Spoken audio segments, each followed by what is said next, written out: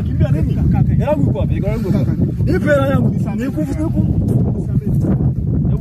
Sameni. Unanipa hela yangu nipi? Hela yako nitakupa. Lini utanipa hela yangu? Kuna mambo yameingiliana kakao. Nakupigia simu, kwa nini upokee simu zangu? Unaona ukipokea simu zangu unanipokea. Kaka, Nikuvumilie nini?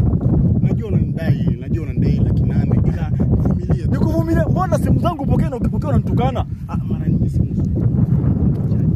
Alafu wewe acha uswahili. Sisi tunajuaga marasta ni watu wema. Sasa unaletea uswahili mimi? Kaka, nivumilie. Maana yake unaharibu sifa ya marasta, sio hivyo? Yabu. Kaka, simu. Sikia. Au nichukue na haya marudia. Kaka. Unasikia? Nachukua hii vitu. Sawa. Unaelewa? Nachukua. Nakupa wiki. Lakini kaka, hastaki maelezo mengi. Nakupa wiki moja. Ukileta hela zangu nitakupa hii nani yako. Na ukichera wiki moja naanza kuvitumia.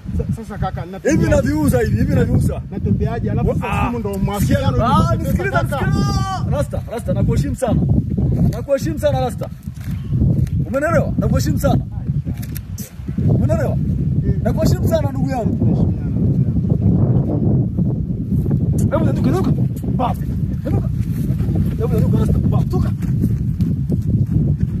Lakini kaka, Rasta.